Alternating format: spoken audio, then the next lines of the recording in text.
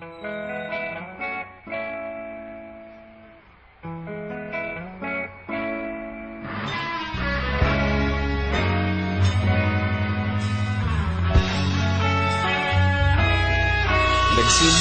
ang lahat sa eskwela, nagsama-samang 12 sa kalokohan at sa tuksuhan, hindi maawat sa isa't isa. Madalas ang standby sa cafeteria, isang barkada na kay saya. Laging may hawak-hawak na gitara, konting udyok lamang kakanta na. Kay simple lamang ng buhay noon, walang mabibigat na suliranin. Problema lamang laging kulang ang datong. Sana napunta ang panahon? Sana nga ba? Sana nga ba? Sana napunta ang panahon? Sana nga ba? Sana nga ba?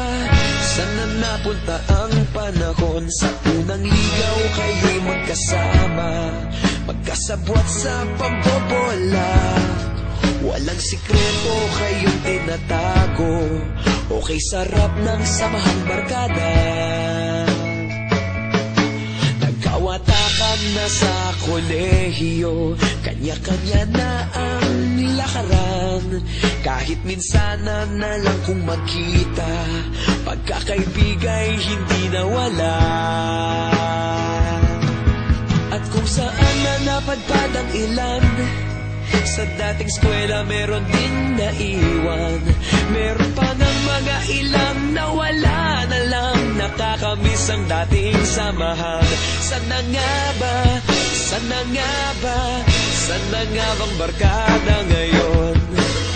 Sana nga ba? Sana nga ba? Sana nga bang barkada ngayon?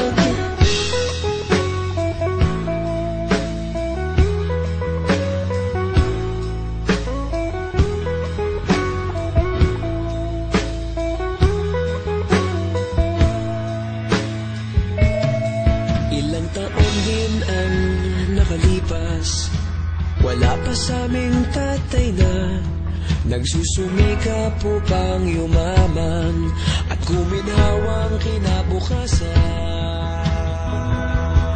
Paminsan-minsan kami nagkikita, mga naiwan at natira, at gaya nung araw namin sa eskwela, pag magkasama'y nagwawala.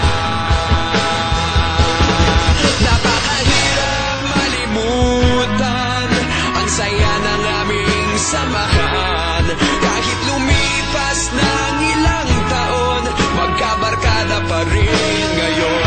Magkaibigan, magkaibigan, magkaibigan pa rin ngayon. Magkaibigan